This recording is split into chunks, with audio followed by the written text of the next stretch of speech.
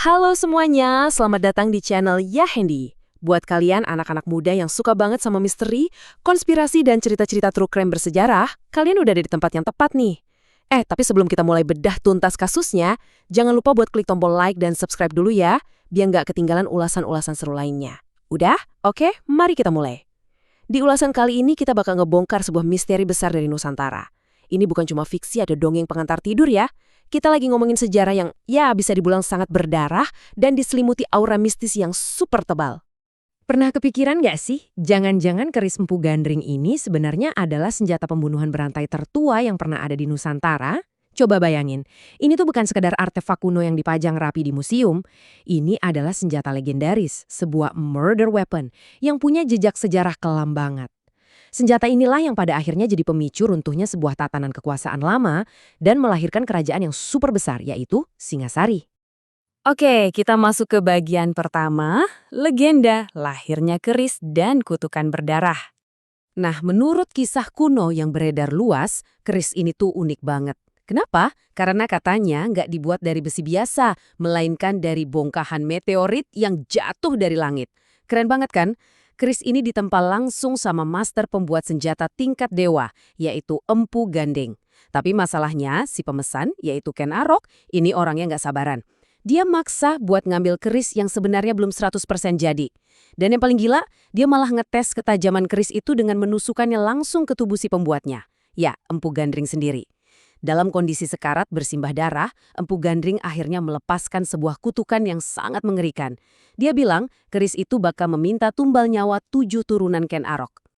Lanjut ke bagian kedua, jejak berdarah sang keris, sebuah rentetan kematian. Coba kita telusuri jejak para korbannya layaknya kasus true crime ya. Keris ini tuh kayak punya nyawa sendiri, berpindah dari satu tangan ke tangan lain. Korban pertamanya jelas sang kreatornya sendiri, Empu Gandring. Terus, keris ini menghabisi Kebo Ijo. Nggak berhenti di situ, senjata yang sama dipakai untuk menembus jantung penguasa Tumapel saat itu, Tunggul Ametung. Ironisnya, keris ini pula yang akhirnya merenggut nyawa Ken Arok sendiri. Setelah itu, lanjut lagi membunuh Ki Pengalasan sang eksekutor, dan pada akhirnya menewaskan sang penerus tahta Anusapati. Benar-benar siklus mematikan yang kayaknya nggak bisa dihentikan. Masuk ke bagian ketiga, menggugat mitos. Benarkah ini kutukan 7 turunan? Sekarang kita masuk ke plot twist-nya nih. Kita bakal geser sedikit dari cerita horor supranatural ke realitas sejarah yang jauh lebih logis. Coba deh kita pikir kritis sebentar.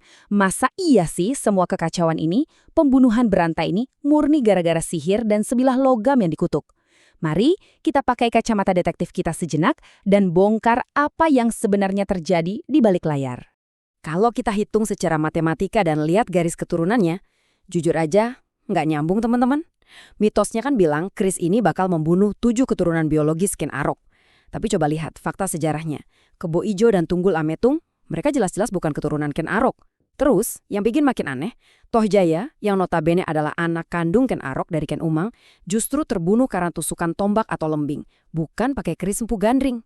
Jadi, kutukan 7 turunan itu sebenarnya udah gugur secara otomatis kalau kita lihat dari fakta silsilah korbannya. Bagian keempat, realitas politik Ken Arok, sang mastermind. Jadi pertanyaannya, kalau bukan karena sihir atau kutukan, lalu karena apa dong? Nah, buat kalian yang paham soal dunia modern, apa yang dilakuin Ken Arok pada zaman itu tuh sebenarnya adalah sebuah strategi public relations alias PR yang super gelap tapi brilian banget. Ken Arok dengan sengaja meminjamkan kerisnya ke rekannya, Kebo Ijo yang kebetulan emang suka pamer. Jadi pas Tunggul Ametung si penguasa itu terbunuh pakai keris tersebut, opini publik langsung gampang banget digiring buat nyalahin Kebo Ijo. Narasi senjata terkutuk ini murni cuma mekanisme kambing hitam yang sempurna banget buat nutupin kudeta berdarah yang udah direncanakan matang-matang oleh Ken Arok sendiri. Bahkan ya, kalau kita merujuk pada analisis dari sastrawan besar Pramoedya Anantatur dalam novelnya Arok Dedes, kelihatan banget betapa dalamnya manipulasi politik yang terjadi saat itu. Ken Dedes, yang sering dikisahkan punya aura magis sebagai pertanda leluhur para raja, sebenarnya bukan cuma objek pasif. Tokoh-tokoh pintar kayak Ken Arok sadar betul kalau kekuasaan itu nggak cukup direbut cuma pakai pedang, tapi juga harus lewat penguasaan narasi, tafsir sejarah, dan simbol-simbol di masyarakat. Ya, memanipulasi mitos itu pada dasarnya adalah kunci utama buat melanggengkan kekuasaan. Sumpah, ini tuh playbook politik yang nyaris tanpa celah. Coba deh kita urutkan kelicikan Ken Arok. Pertama, dia mesan senjata rahasia yang nggak gampang dilacak. Kedua, dia pinjamkan senjata itu buat menciptakan tersangka di mata publik, yaitu si kebo ijo tadi. Ketiga, dia pakai desas-desus ramalan dari pendeta loh gawe buat nyari legitimasi. Keempat, dia eksekusi penguasanya dan ngekambing hitamkan temannya sendiri. Dan terakhir, boom, dia ambil alih tahta sekaligus istri penguasanya. Ken Arok benar-benar jadi sutradara dari semua kekacauan ini. Dan hebatnya, dia keluar sebagai pahlawan tanpa sedikit pun terlihat kotor di mata publik. Gila, licik banget kan? Bagian kelima. Di mana keberadaan keris Empu Gandring sekarang? Setelah rentetan pembunuhan yang makan korban dari generasi ke generasi, pastinya kalian penasaran kan, kemana perginya keris legendaris ini sekarang? Menurut catatan yang ada, keris haus darah ini akhirnya harus dihentikan. Dipercaya kalau aura jahat dari keris ini udah kelewat batas. Makanya Raja Singasari saat itu, Wisnuwardana, ngambil keputusan tegas buat menyingkirkannya. Konon kabarnya, keris ini disucikan dulu sebelum akhirnya dibuang jauh-jauh dan dikubur ke dalam kawah Gunung Kelut yang lagi aktif-aktifnya. Harapannya satu, biar keris itu tertelan lahar bumi dan musnah untuk selamanya. Tapi tahu nggak bagian yang paling bikin merinding? Jejak legenda ini ternyata masih eksis di dunia nyata sampai detik ini loh.